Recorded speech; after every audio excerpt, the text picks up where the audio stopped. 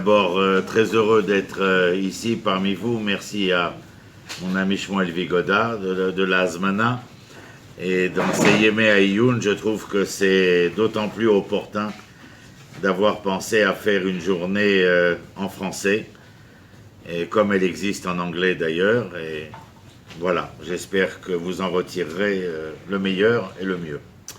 Le sujet, c'est insoluble équation de la fraternité. Donc nous allons voir à travers le livre de Bereshit ce que cela veut dire. Insoluble, parce que je ne suis pas sûr que nous ayons trouvé une solution. Équation, parce que nous sommes à la recherche de cette parité, ou plutôt de cette mise en évidence d'une harmonie vis-à-vis du concept essentiel que nous appelons la fraternité. Mais lorsqu'on entend le terme de fraternité, ça nous ramène au concept trilogique français de la liberté, de l'égalité, de la fraternité. Lorsque j'emploie le mot fraternité, je veux parler de Arva.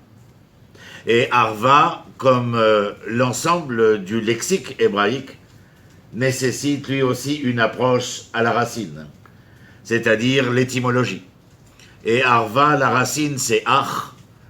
Et lorsque j'ai comme racine Ach, alors j'entends comme de manière conséquente que Ach est à l'origine de Acher et que Acher est à l'origine de Achraï. C'est-à-dire que l'homme responsable est celui capable de considérer l'autre comme étant son frère. Voilà une définition de la fraternité, c'est-à-dire d'une responsabilité. Dès que vous avez entendu le mot, le terme, le concept de Acher, de l'autre, bien entendu, ça pourrait nous entraîner vers d'autres études qui s'appellent lévinassiennes, mais qui ne sont pas notre sujet d'aujourd'hui. On va commencer avec, dans le Sefer Bereshit, chapitre 4, versets 1 à 5. C'est là que, véritablement, nous allons aborder notre première rencontre avec le frère, avec l'autre, avec la fraternité. Oui ou non? Alors, je lis et nous fonctionnons ensemble puisque dans mon enseignement didactique du Tanakh, qui s'appelle essentiellement historiosophie, c'est-à-dire que j'essaye de faire entendre une sagesse à travers l'histoire qui m'est contée, mais non pas philosophie esthétique grecque, mais philosophie éthique romaine, c'est-à-dire comme les stoïciens, essayer de savoir et d'être capable d'entendre ce que je peux en faire dans mon quotidien, c'est-à-dire que mon présent, à travers cet enseignement-là, devienne un véritable présent. Présent dans le sens de cadeau. C'est-à-dire qu'il y a une mise en pratique, bien entendu. Je ne suis pas dans la conceptualisation esthétique des choses, comme chez les Grecs, mais au contraire, dans une conceptualisation éthique de l'entendement, comme chez les stoïciens romains, pour ne citer que Sénèque, Épictète et mon cher et adoré Marc Aurèle, empereur de Rome. Ve'adam yada et chava ishto vata'ar vateled et Caïn vatomer kaniti ish et Adonai vatosef laledet et achiv et Evel vayevel roetzon ve'Caïn haya oved adama. Je passe. Vayomer Caïn el Evel achiv Vayi beyotam basade vayakom Caïn el Evel achiv vayargeu. Je vais vous demander, avec moi, de nous transporter dans cet autre espace, cet autre temps, qui va nous permettre d'assister à la scène. Ve'adam yada et chava ishto vatar vateled. Il a connu sa femme, le verbe ladat en hébreu c'est la relation sexuelle, bien entendu. Et donc il y a eu une conjugaison conjugale, si je peux m'exprimer ainsi, avec sa femme Chava. Elle est tombée enceinte et elle a accouché. Le concept de Vatar, Vateled revient de manière récurrente dans la texture biblique. Car la femme est le seul personnage à pouvoir mener à bien un véritable projet depuis sa conception jusqu'à sa réalisation. Vata'ar, vateled. Vous êtes avec moi? Oui. Bien fait. Maintenant, nous commençons à pénétrer véritablement la texture. Vateled et Caïn. Donc elle a donné naissance à Caïn. Mais que veut dire la préposition « est » ? « Est » est selon Rashi le multiple, mais selon Rabbi Moshe ben Nachman, l'essence. L'essence du terme qui poursuit la préposition. C'est-à-dire que lorsqu'elle donne naissance à Caïn, elle ne donne pas simplement naissance à celui qui va porter un prénom, mais à celui qui, comme le dira le Maharal au XVIIe siècle, de cette époque de Renaissance, le nom est l'essence de l'être. Lorsqu'elle dit « il va s'appeler Caïn », ce n'est pas Caïn, mais « Vatomer Kaniti Ish et Adonai ». C'est-à-dire que l'Éternel lui a permis d'acquérir cet enfant. Et cet enfant, il est pour elle, cette acquisition-là, prend le nom de l'aîné. L'être aîné, c'est le Caïn. C'est l'être aîné. Est toujours l'essence. Vous allez le voir dans la poursuite de notre étude. Et Caïn vatomer kaniti ish et Adonai. Et ensuite, vatosef la ledet. Vatosef la ledet, ça veut dire que, de par mes connaissances médicales de 30 ans de fonctionnement à Hadassah, j'ai dans l'idée qu'il n'y a pas eu un autre jour, un autre temps, mais qu'elle a accouché de jumeaux, tout simplement. Mais il y a quand même chez le jumeau, chez les gémellés, il y a le premier et le second, bien entendu. Et alors qu'est-il dit ? Elle a donné naissance, Vatosef la ledet. Elle continua d'enfanter, et arrive et Evel. Le frère, celui qui va s'appeler Evel. Entre nous, si je ne vous avais pas dit que c'était son frère, vous l'auriez deviné ? Bien entendu, puisqu'il est de la même mère. Donc entendez, et arrive et Evel, c'est-à-dire que bien avant de vouloir faire entendre le nom de l'être, on nous fait entendre le sens de l'être. Et arrive, celui qui vient de naître et qui n'est pas l'aîné, mais qui est le second, est l'essence de l'être premier, et celui-ci s'intitule le frère. Et Evel. Tout ce que recèle en son âme et conscience dans l'être profond Evel et dans la terminologie essentielle du terme frère. Nous avons donc le premier et le second. Yafé me'od. Vatosef la ledet et arrive et Evel, vaï Evel roetson. C'est un berger, comme il y en aura beaucoup dans le texte biblique, bien entendu. Et Caïn, qu'était-il ? Oved Adama. Je me suis trahi en faisant ce léger lapsus, mais je vais vous l'expliquer tout de suite, bien entendu. Donc, avant de continuer, j'aimerais clarifier un certain nombre de choses, à savoir, que représente l'aîné pour vous ? Quel est, le caractère si particulier, si singulier à l'aîné ? Il est seul. Il est seul, et justement parce qu'il est seul, il se crée un caractère qui est lequel ? J'ai pas entendu. Il s'approprie les terres. Oui, mais il le fait parce qu'il pense que cela lui revient, mais cela lui revient parce que dans son caractère de primate aîné, il est anochi, égoïste. Il ne connaît personne à l'horizon de son vécu. Il ne connaît qu'à la verticale de son vécu, père et mère. Mais à l'horizon, il ne connaît personne.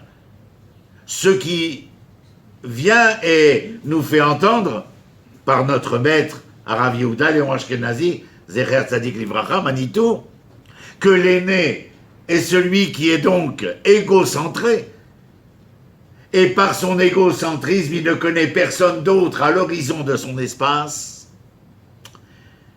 Et si un autre frère vient, alors le second, qui sera-t-il ? Quel sera le caractère du second par rapport à ce que je viens d'expliquer vis-à-vis du premier ? Qu'entendez-vous dans les campagnes ? Il sera soumis au premier ? Non, il ne sera pas soumis d'abord. Rappelez-vous ce que j'ai dit précédemment. L'aîné est égocentré parce qu'il ne connaît personne à l'horizon de son espace.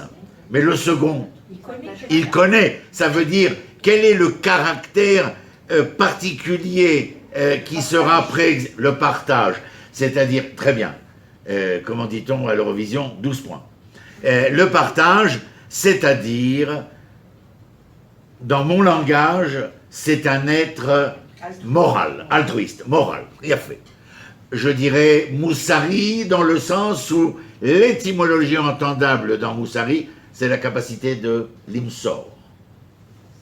Si le premier est donc ce personnage qui est égocentré, si jamais il veut rencontrer celui qui vient d'apparaître à l'horizon de son existence, que va-t-il devoir mettre en œuvre pour pouvoir découvrir l'autre? Je vais vous aider. Quel est le sens qu'il devra mettre en œuvre pour découvrir l'autre?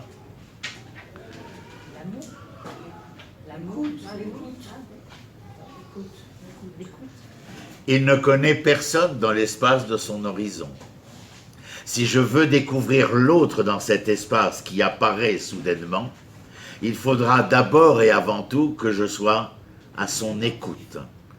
Et quant à Evel, lui qui prend conscience dès la première seconde que l'autre existe, quel va être le sens qu'il devra utiliser pour partir à la rencontre de celui dont il sait qu'il existe. La vue, oui, mais pour créer le contact, il faudra la parole, bidiouk. La parole. Et maintenant, faites attention. Comment je dirais pas les professions, les fonctions de ces deux personnages sont différentielles. Le premier est Roé Tson. Le berger est celui qui est capable d'être le prochain de son animal. Roé Tson. Ve'afta lereecha kamocha. Être le prochain de l'être animal. D'ailleurs, vous avez remarqué que normalement, les bergers ne marchent jamais devant, ils sont soit sur le côté, soit derrière. C'est-à-dire qu'il y a une telle intimité de reconnaissance partagée entre le berger et son troupeau que celui-ci ne fait qu'accompagner et non pas guider.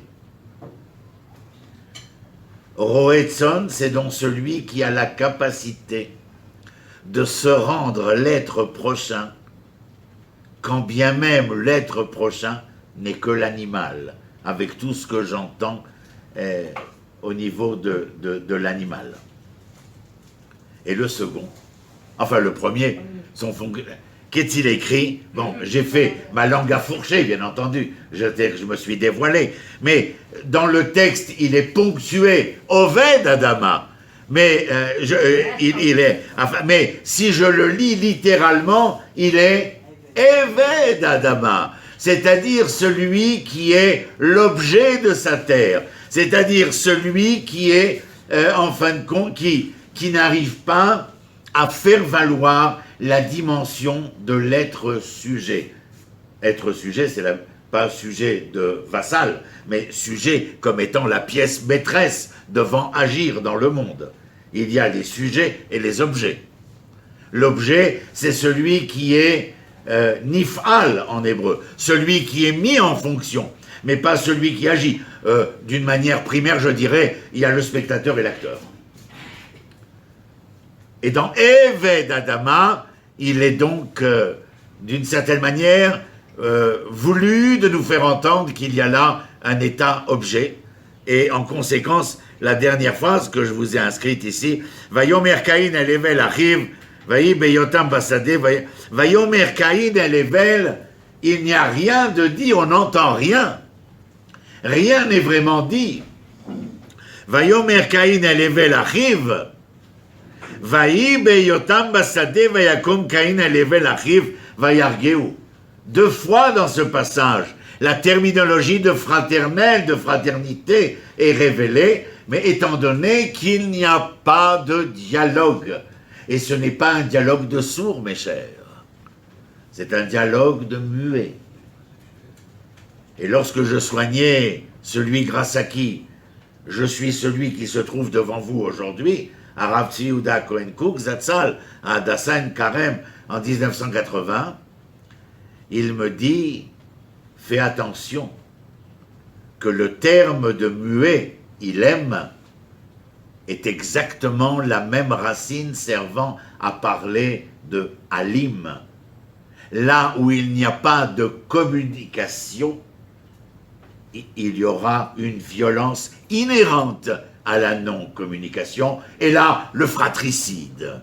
L'histoire de l'humanité commence et débute par un fratricide conséquentiel du non-entendement, de la non-parole, d'un dialogue de muet, et où cette dimension non relationnelle, non communicative est capable de générer le meurtre.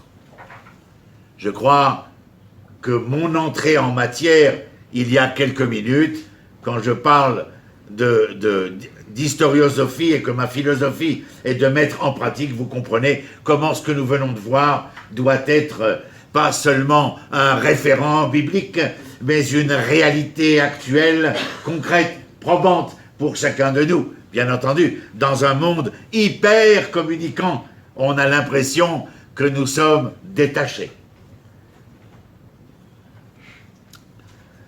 Ça veut dire que Abel n'a pas rempli sa fonction. Ni l'un ni l'autre. Puisqu'il pouvait Abel devait parler, parce que l'autre devait être... Mais même si Abel avait parlé, il fallait que l'autre soit prêt à entendre. Et même si l'autre était prêt à entendre, il eût fallu, quand bien même que Abel ait voulu parler. Nous sommes deux dans ce tango.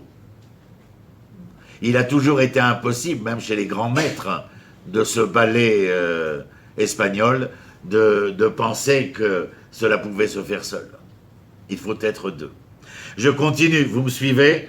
Parce qu'il va falloir qu'on avance. Ça, c'était un plat de résistance en entrée de matière, mais nous allons avancer. Donc, les choses sont claires concernant ce prologue à travers le livre de la Genèse, et bien entendu, qui est la préface à l'histoire humaine, mais une préface dramatique, excusez-moi. Tragique, en général, la tragédie, c'est un drame qui se finit mal, alors que le drame est une tragédie qui se finit bien. Rappelez-vous cela. Vous voyez, étudier le Tanakh, c'est quand même assez extraordinaire. À mon humble avis, bien entendu. Mais enfin, comme j'adore ça, je ne suis pas objectif. Bereshit Perek Raf Aleph. ותרא שרה את בן הגר המצרית אשר ילדה לאברהם מצחק ותאמר לאברהם גרש את האמה הזאת ואת בנה כי לא יירש בן האמה הזאת עם בני עם יצחק וירא הדבר מאוד בין אברהם על אודות בנו. Je traduis ou tout le monde a compris? ותרא שרה את בן הגר et Sarah vit le fils de Hagar, l'égyptienne, qu'elle avait donné à Abraham. Il était en train d'être ironique, metzarek, acerbe, ironique. Vatomer le Abraham, et elle dit à Abraham, Garesh ha'ama azot, répudie cette servante et son fils, qui lo iraj ben ha'ama, car le fils de cette servante n'héritera point avec mon fils, avec Yitzhak. Est-ce qu'il ne vous manque pas un mot dans cette phrase, dans ces phrases?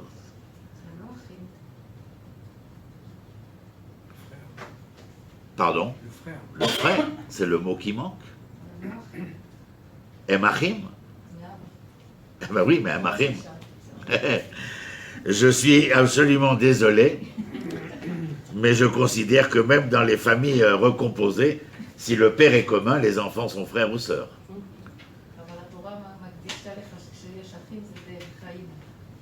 Aval, comme vous pouvez le voir, Abraham n'est pas d'accord avec cette solution. Abraham est l'homme du chesed, chesed que je refuse à traduire par bonté, mais par amour, simplement, car je suis un fanatique de l'amour, bien entendu.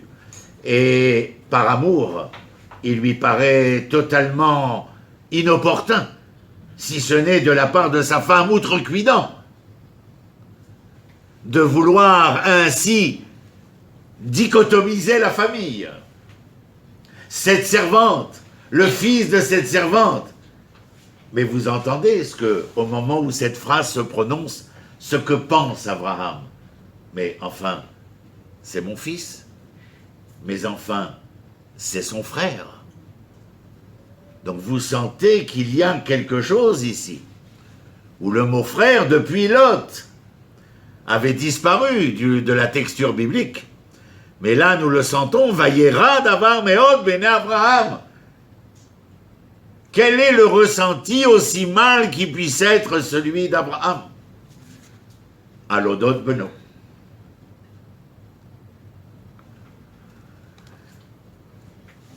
Vayetzachek ba Vayitzrak slicha. Et regardez comment les choses peuvent, s'imbriquer les unes dans les autres de manière très intéressante. Parashat Chayesara, c'est le chapitre 22 de Bereshit, et lorsque Sarah meurt, c'est le chapitre 23. Chapitre 22, c'est la Akedat Yitzhak. V'anachnu na'ale v'nishtachave v'nashuva. Nous irons, nous nous prosternerons, nous reviendrons. La grande question que pour nous reviendrons, il aurait fallu dire Ashuva et pas Nashuva. Oui. Ouais, mais c'est pas notre sujet. Vanashuva, nous reviendrons. Mais lorsqu'ils reviennent, donc Yitzhak, Eliezer, Ishmaël, Avraham, Bereshit Perek Chavdalet, Veyitzhak ba mibo be'er lechi ro'ei. Référence 3. Mibo be'er lechai ro'ei, ve'u yoshev be'eretz anegev. Qu'est-ce que fait Yitzhak à Be'er lechai ro'ei? Ken, mais ça, il faut avoir lu le texte précédemment pour savoir que Agar et Ishmaël se sont enfuis. On aurait pu penser de prime abord vers l'Égypte, mais que nenni mon ami, ils sont restés en chemin auprès d'un oasis qui s'appelle Be'er lechai ro'ei. Ce qui nous fait entendre, bien sûr, dans l'exégèse biblique, que Yitzhak n'était pas présent à l'enterrement de sa mère. Et donc, où alla-t-il? Où allait-il? À Be'er lechai ro'ei. Mais qui avait-il à Be'er lechai ro'ei? Agar et Ishmaël, son frère. Regardez référence 4, ce que dit Rashi. À propos du pasouk, Samer bet mevo Be'er lechai ro'ei. She'alav le'avi Agar le'Avraham aviv she'isahena. C'est-à-dire qu'il est allé chercher cette femme dont Abraham avait eu beaucoup de peine à être séparé, car je vous rappelle qu'il faudra l'intervention de Dieu pour que Abraham puisse être à l'écoute de Sarah. Kol ma shetomar Sarah shma ve. Car, a priori, Abraham considérait que cette femme n'était pas la servante égyptienne, mais qu'elle était sa femme. Et donc que le petit était le frère, son fils, mais le frère. D'ailleurs, vous vous rappelez, je ne vous l'ai pas écrit, mais lorsque l'Éternel interpelle Abraham à propos de Vayachar advarim haele, Vaelokim nissa et Abraham, l'épreuve d'Abraham, Karet bincha et yechidecha asher afta. Et l'exégèse de venir et de nous dire Karet bincha, et Abraham de répondre, lequel? J'en ai deux. Et yechidecha, ton unique, mais ils sont chacun uniques à leur mère. Asher afta, mais je les aime tous les deux. Et Yitzhak. Mais dans l'a priori, ce n'était pas entendu, ni même entendable.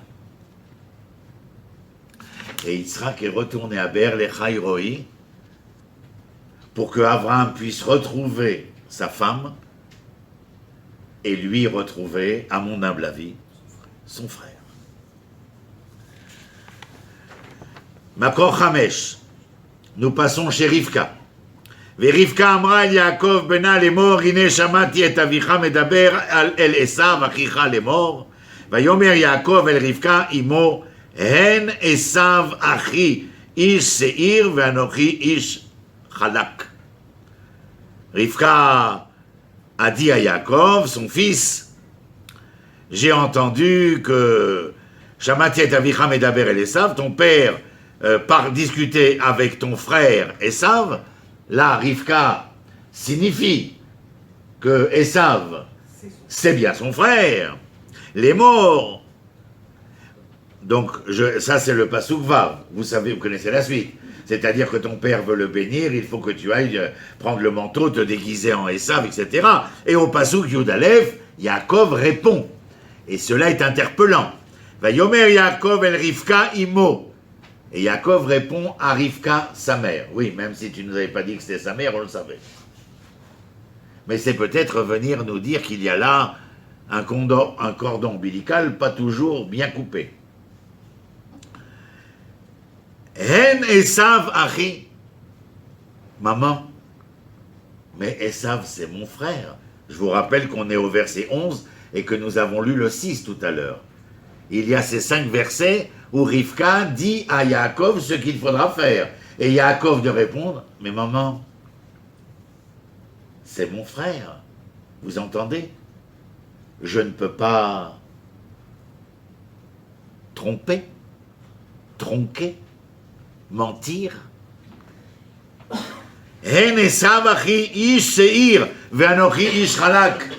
Nous sommes différents l'un de l'autre. Ésaü, comme dira la chanson française, c'est le roi des poilus. Et moi, je suis un imberbe. Il y a donc une différence physique. Mais nous sommes, malgré cette différence, nous sommes frères. Makor 6. Kishmoa Esav et divrei aviv. Vous connaissez l'histoire, nous sommes maintenant au chapitre 27. Kishmoa Esav et divrei aviv. Lorsque son père vient dévoiler à Esav que le père, Yitzhak, venait de comprendre qu'il avait donné sa bénédiction à Yaakov et que Yaakov l'avait donc trompé. Vayitzak tzaka gdola umara ad me'od. En clair, il a hurlé d'un cri strident, déchirant. C'est un cri strident et déchirant. Vayomer le aviv balcheni gamani avi. Papa, bénis-moi moi aussi. Qu'ai-je fait pour ne pas mériter ta bénédiction? Je vous rappelle que bénédiction en français, c'est bénédicter, la bonne parole. Ce que disait ma grand-mère depuis tout petit. Sors des bonnes paroles de ta bouche. Parce que le contraire, c'est malédicter. C'est les mauvaises paroles. Donc bénédiction, c'est ça. Bracha, c'est autre chose. C'est ce qui est capable de générer, d'engendrer. Car la racine de bracha, c'est berer. Et nous sommes sur les genoux pour donner naissance à l'époque. Et d'ailleurs, nous faisons des génuflexions pour générer le respect, la reconnaissance devant mon Seigneur, quel qu'il soit. Intéressant, n'est-ce pas? Vayitzak tzaka gdola umarad meod vayomer le'aviv balcheni gamani avi vayomer Esav el aviv abracha chat ilecha avi balchen. Est-ce que tu n'as qu'une seule bracha, une seule bénédiction? Bénis-moi. Vaïssa Esav lekolo vayefk. Vous imaginez la scène? Je vous rappelle que nous ne sommes pas à Lunchwood, à Michlelet Herzog. Il y a un moment, je vous ai dit que nous partions en voyage. Donc personne ne voit qu'ici, il y a des tables, on est ailleurs. On est en plein Moyen-Orient, et au milieu de nous, c'est un peu les paysages de Laurence d'Arabie. C'est vers cela qu'il faut aller, bien entendu. Moi-même, j'ai d'ailleurs oublié mon papillon. J'ai une djellaba. Donc vous entendez la déchirure de Yaakov, de Esav, je vais y arriver. la déchirure de Esav, est-il pensable un seul instant que cette déchirure fraternelle, je dirais même, c'est un autre homicide. C'est un autre homicide. Ce n'est pas le meurtre de sang, mais c'est un homicide contrariant. D'ailleurs, nous allons devoir en supporter les conséquences. Référence 7. Nous sommes 21 ans plus tard. Yaakov s'est enfui, allant quêter, s'est enfui, et puis parti quêter gente damoiselle, afin de pouvoir, voler en os. Mais des années plus tard, l'Éternel rencontre Yaakov et lui dit « Mon cher Kobi, il est temps de rentrer au bercail. » Mais la voix de l'Éternel, apparemment, ne résout pas le problème, puisqu'il faudra qu'il se rende auprès de Rachel et de Léa pour obtenir leur aval et se mettre en marche. Et c'est là que nous allons assister à la rencontre des frères après l'homicide commis 21 ans auparavant. Yaakov n'a pas oublié. J'imagine que Esav n'a pas oublié. Ce qui m'intéresse ici, dans la quête de l'insoluble équation de la fraternité, d'essayer de pouvoir entendre et comprendre que se passe-t-il au moment où ils vont devoir, envers et contre tous les aléas de leur histoire, devoir se rencontrer. Vaishla Yaakov melachim lefanav el Esav achiv artsa seir sadeh Edom. Vous vous rappelez, il revient, il franchit le fleuve Yabok, il arrive dans les hauteurs du Golan, les hauteurs de Galilée. Je ne reviens pas sur... Nous n'avons pas le temps de revenir sur la scène où il fait marche arrière et il rencontre l'ange de Esav, selon l'exégèse biblique. Mais là, nous allons retourner dans la texture biblique. Dans Pshuto Shel Mikra, qui est le fer de lance de nos maîtres de l'âge d'or espagnol, mais que même Rachi brandit du haut de son terroir champenois à Troyes au XIe siècle. C'est très important. Vaïtsav otam lemor ko tomru le'adoni le'esav ko amar avdecha Yaakov im Lavan garti ve'achar ad ata, etc., etc. Vayashuvu amalachim el Yaakov lemor banu el achicha. C'est donc qu'il les a prévenus que la mission qu'ils allaient accomplir était dans la rencontre avec son frère. Banu el achicha el Esav vegam oler likratra. Avram va likrant à Malachim. Yael va likrant Sisra dans le livre de Shoftim. La Lechet Likrat, c'est aller à la rencontre d'eux. Tout simplement. N'allez pas chercher midi à 14h, à mon humble avis. Ve'arba meot yishibo. Il y a 400 hommes avec lui. Ah, certes. Mais lorsque vous entendez qu'il est écrit Vaïler Likrat, qu'il vient à la rencontre d'eux avec 400 hommes, ça ne veut pas dire qu'il s'est mis en marche afin de venir te combattre, parce qu'il y a un Likrat. Et que lorsque je lis les 400 hommes qui accompagnent l'homme qui vient à la rencontre d'eux, je peux imaginer, dans la simple lecture littérale, que Esav prend ses hommes parce que son frère revient après 21 ans d'exil dans le terroir cananéen et que il n'y a rien de sûr et d'assuré lorsqu'on revient après tant d'années sur une terre dont on ne maîtrise plus les tenants et les aboutissants. Et lorsqu'il vient à la rencontre, c'est peut-être pour accompagner son frère, et je vais devoir trouver dans le texte ce qui va me permettre de confirmer ce que je dis.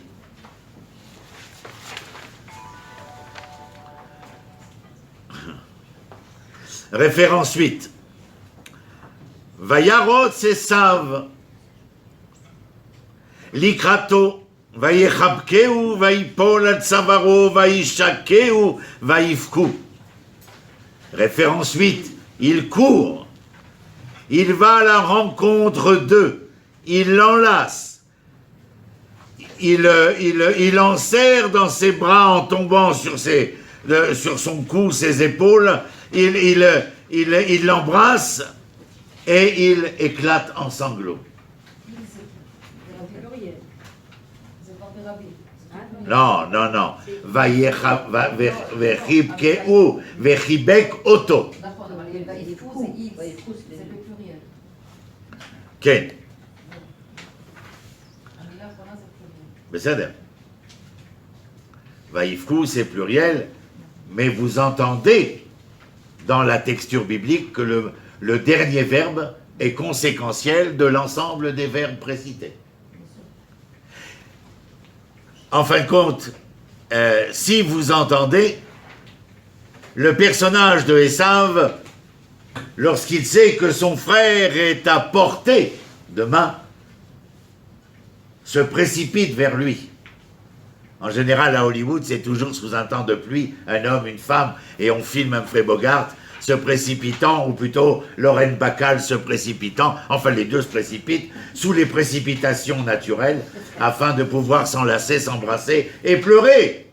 Mais là, ce sont Esav et Yaakov. C'est-à-dire que nous avons affaire à une conjugaison d'intimité fraternelle. Celui qui engage cette intimité fraternelle, c'est Esav. Yaakov, lui, s'est préparé à la prière, à la guerre, à la diplomatie. C'est un craintif, vous vous rappelez. Il a traversé le fleuve et hop, il revient de l'autre côté. Il est dans une situation de peut-être ben oui, peut-être ben non. C'est d'ailleurs pour cela que le combat a lieu. C'est parce qu'il a le doute. Le doute en hébreu, Safek, c'est la même guématria que Amalek. Pas Amalek, le peuple. Amalek, le destructeur. Le doute le détruit. On a le droit de douter un temps, mais on n'a pas le droit de douter tout le temps, bien entendu. Rashi, à référence 8. Amar Rabbi Shimon ben Yochai, halacha hi beyadoua she'Esav sonel Yaakov. Nous savons, selon la halacha, que Esav haït Yaakov. Et là, mais entendez bien dans les campagnes, shenichmeru rachamav beota sha'a venishko bechol libo. Mais à ce moment-là, il s'est énormément attendri au vu et su, de la conjoncture. Alors oui, selon la halakha, Esav haït Yaakov. Mais enfin, que voulez-vous, mes braves? Il est clair que dans la conjoncture dans laquelle nous sommes, il n'est pas question de droit ni de loi. Il est question de frères, d'émotion, de retrouvailles, de tendresse, d'amour. Et Rabbi Shimshon Raphaël Hirsch, à la suite, toujours dans la référence 8, que je vous ramène. Regardez en noir, parce que le temps passe inexorablement. Neshika zo vedmaot ele marot gamet Esav ke ben beno shel Abraham. Rabbi Shimshon Raphaël Hirsch, je vous rappelle, c'est 19e siècle. Torah in derech eretz, l'Allemagne, Francfort sur le Main.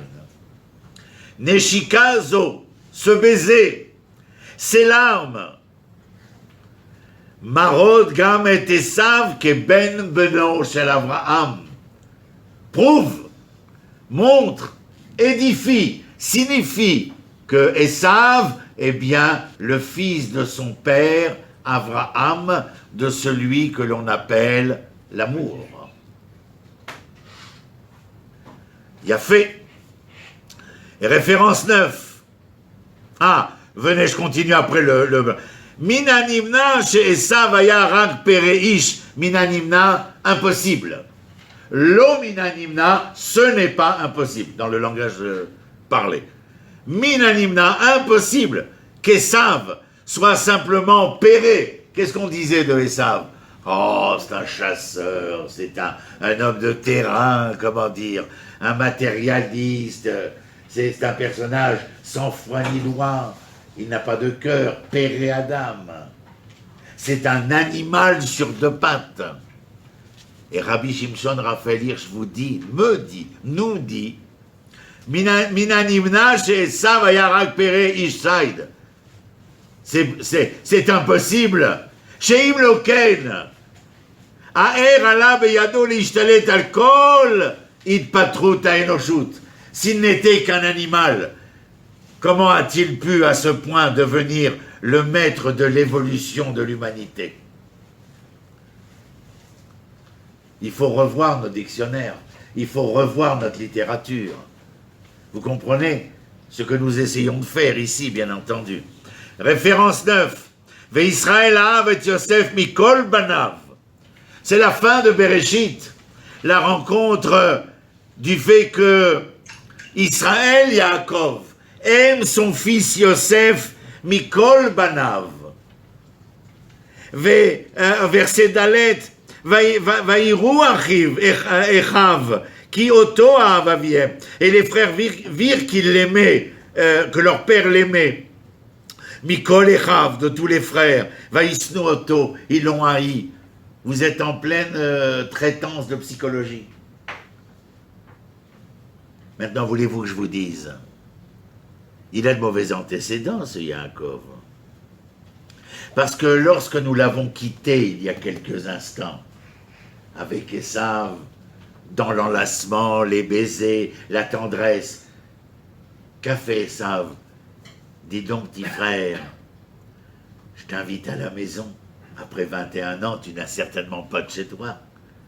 Je t'invite à la maison. Que lui répond Yaakov? Oh, cher frère, nous ne pouvons point. Le bétail est jeune. Les enfants sont allaités encore, etc. Hein? On viendra. Vous savez quand est-ce que Yaakov viendra rencontrer Esav?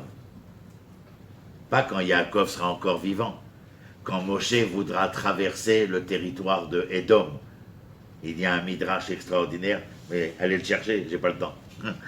mais c'est un midrash qui est de la folie.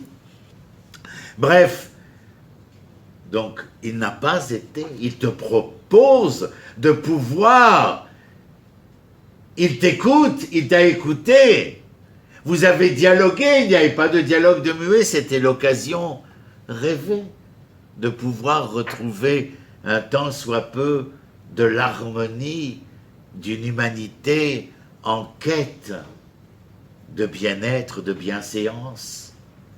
Et avec son fils, que fait-il? Ben oui, il a de mauvais antécédents. Il se met à aimer Yosef plus que les autres frères.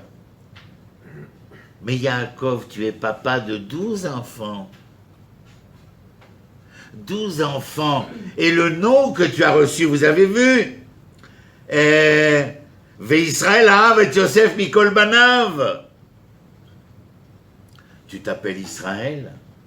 Tu es le père de ceux qui va devenir après Abraham et Yitzhak, qui de par leur qualité opposée, extrême entre la rigueur et l'amour, tu vas être celui qui, parce qu'il s'appelle vérité, va être capable de donner une symbiose comme élément médian, la vérité, élément vectoriel de la rencontre entre la rigueur et l'amour. Tu es le père de 12 enfants. C'est justement là ton rôle, celui que tu aurais dû entendre après avoir échoué. Cette fraternité-là doit se faire à travers la pluralité de tes enfants et à travers ce pluriel bien-aimé, être capable, lorsque tu l'auras bien-aimé, d'en faire valoir sa singularité. Tu es le chef d'orchestre Amenatseach. Vous m'avez suivi? Des fois, je m'en vais tout seul comme ça. Mais vous avez compris. Il y a 12 instruments. Chacun a sa partition. Chacun, si je tends l'oreille, j'entends comment dire, la musicalité harmonieuse de cet instrument. Mais lorsqu'ils sont tous ensemble et que je viens et que je prends la baguette, Ani Amenatsea. Ça veut dire quoi Amenatsea? On a traduit dire chef d'orchestre, bien sûr. Mais en hébreu, ça veut dire celui qui est le vainqueur. Et Menatsea, c'est pas le vainqueur d'un temps, c'est le vainqueur de tout le temps. Pourquoi? Parce que c'est Netzar. Pour que vous soyez les êtres victorieux, ceux capables de vaincre pour l'éternité, c'est lorsque vous êtes capable de faire de ces 12 instruments la plus belle des symphonies, qu'elle soit pastorale ou fantastique, si vous aimez Berlioz ou pas. C'est de cela dont il est question.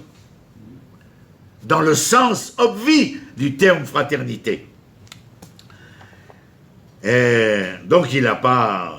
Oh là là, le temps. On a envie que ça dure, mais le temps est fait d'instant, alors c'est compliqué, quoi. J'étais référence 10. Ah oui, 9, j'ai pas terminé. Vaïrou echav ve'pasuk dalet, ki oto ha'av aviem mikol hariv, je l'ai lu. Tetzain, vayomer, le père l'envoie quêter ses frères qui sont en train de faire paître les troupeaux près de Emek Dotan, montrant un pèlerin. Vayomer et achai anochi mevakesh, phrase célèbre du Tanar, je suis à la recherche de mes frères. Yosef a en lui cette dimension-là de fraternité. La problématique, elle n'est pas chez Yosef. La problématique, elle est chez le père. Quand les enfants, par voie de conséquence de l'amour exacerbé porté par un père à l'un des enfants, la réaction naturelle des autres enfants est d'haïr cet enfant. Mais pas parce que cet enfant n'a pas conscience de ce que veut dire la fraternité. Mais c'est une manière de vouloir faire entendre raison à qui? Au père. Référence 10. Vaya Yaakov qui est shever bemitzraim, vayomer Yaakov les banav, lama titraou, que craignez-vous? Vayomer, et donc il les envoie en Égypte. Vayomru shlem asar, quand ils arrivent en Égypte, il déclare Vayomru shlem asar avdecha achim anachnu. Entendez bien ce qu'ils disent. Nous sommes 12 frères. Nous sommes 12 enfants qui sommes frères. Écoutez bien la suite. Achim anachnu bnei ish echad be'eretz Kenaan ve'ine hakaton et avinu hayom ve'aechad enenu. Le petit, le Benjamin, c'est comme ça qu'on appelle en français le Benjamin, est resté avec papa et il nous en manque un. Écoutez bien. Ve'aechad enenu, mes chers. Dans mon historiosophie biblique, ils viennent et déclarent à haute et intelligible voix, l'unité n'est plus. Vous entendez? Aechad enenu, l'unité n'est plus, l'union n'est plus. Je continue. Vayomru ish el achiv, aval hashemim anachnu. Vous imaginez, il parle à Yosef. Mais ils ne savent pas que c'est Yosef, c'est le prince d'Égypte, bien entendu. Et une fois qu'ils lui ont dit cela, vous les entendez, nous sommes dans la salle avec eux, vous les entendez, Vayomo Ish arrive, ils se parlent entre eux, un frère à l'autre, ils ont ça dans leur âme et conscience. Avalachemi manachnu. Nous sommes coupables de Ve'echad enenu. Hashemi manachnu al achinu. Asher hainu tsarat nafsho. Vous entendez? Nous n'avons pas été sensibles à la douleur et à la souffrance de notre frère. S'ils disent cela, vous savez ce qu'ils sont en train de faire? Tikkun Olam. Même aux États-Unis, quand on veut parler de réparer le monde, on ne dit pas en anglais réparer le monde. On dit Tikkun Olam. C'est rentré dans la langue hébraïque, dans la langue américaine. Tikkun Olam de quelle manière? De la manière de venir et de dire, pour être Achim, il faut être sensible à la souffrance de l'autre. Un jour, mes étudiantes m'ont demandé, Ronnie, c'est quoi aimer? J'ai dit, lorsque je souffrirai ta souffrance et que je me réjouirai de ta joie, sans que tu aies eu besoin de me dire que tu avais mal ou que tu étais dans l'allégresse. C'est un peu long, mais ça dit ce que ça veut dire. Je n'ai pas besoin de rentrer à la maison. Ronnie, j'ai mal aux pieds. Non, je rentre, je dis, mais pourquoi tu as mal aux pieds? Comment le sais-tu? Par un amour qui souffre ta souffrance. C'est exactement ce que vous avez là, c'est absolument extraordinaire. Asher Aïnou Tsarav Nafsho Beitranenu Elenu, lorsqu'il sait, il nous a supplié. Velo Shama, nous n'avons pas entendu. Alken Baelanu Atzara Azot, c'est la raison pour laquelle le malheur est tombé sur nous. Ils pensent aussi à ce qui est arrivé à leur père, lorsqu'il n'a pas voulu suivre Esav, et qu'il s'est arrêté à Shrem, et que là-bas Dina a été violée. Parce que l'exégèse nous dit, il avait caché Dina de la vision de Esav. Oh, Dina n'est pas à même de pouvoir être traversée par le regard langoureux et tendre d'un Esav animal. Ah bon? Eh bien, la petite sera violée, avec tout ce qui s'en suivra. Ne pas avoir été suffisamment, chacun de nous, dans l'être que nous sommes, nous devons être les sismographes de l'être autrui, de l'être autre, les sismographes. Bon, en fin de compte, vous connaissez l'histoire, parce qu'il nous reste 4 minutes, et vous savez combien après l'enterrement à Hebron, référence 11, le dernier verset, Chaf Aleph, les frères reviennent de l'enterrement et vont utiliser le mensonge pour connaître la vérité. Papa, avant de mourir, nous a dit que nous devrions... Vayomer Eleem, Yosef, Vailchou Gamachi, Vailplou Lefana, Vayomruz, non, c'est pas dans ces Lifnei, Tetzaïn, Vetzavu El Yosef les morts, Avicha Tziva Lifnei Moto les morts, Yudzaïn, Kotomrou le Yosef, Anasana, Pesha, Richa, pardonne à tes frères, etc., etc. C'est du baratin. Il n'a jamais demandé ça. Mais c'est prêcher le faux pour savoir la vérité. Et au verset Chafalef, Yosef leur promet. Ve'ata. Ata dans le Tanar, que ce soit clair. Il y a nombre de clés. Je vous en donne qu'une seule, la seule et l'unique. Mais il y a plein de clés. On ne peut pas lire la Torah le samedi matin, ou écouter l'Haftara, ou étudier le Tanar si nous ne possédons pas le trousseau de clés. Et ça se transmet de maître à élève. Alors ceux qui sont intéressés, vous pouvez suivre sur Internet ce que je donne en français, il y a des clés là-bas. Mais Ve'ata, ça veut dire en conséquence de tout ce que nous avons dit précédemment.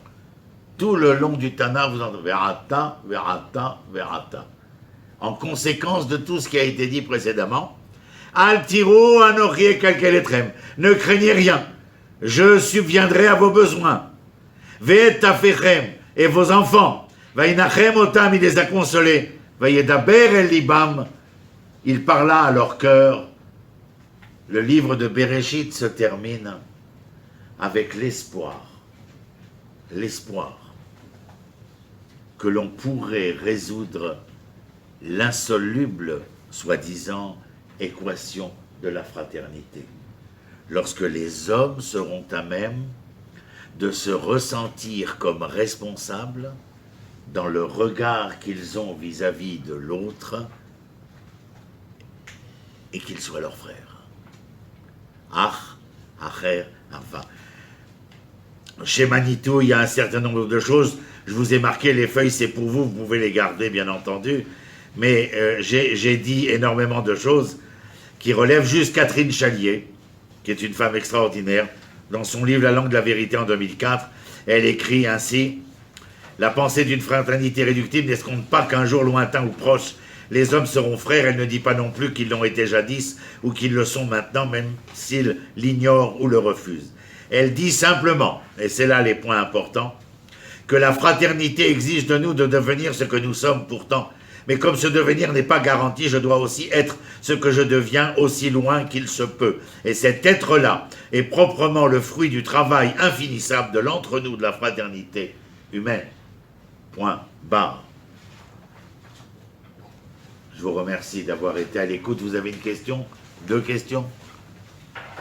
Oui. J'ai une question sur la fraternité.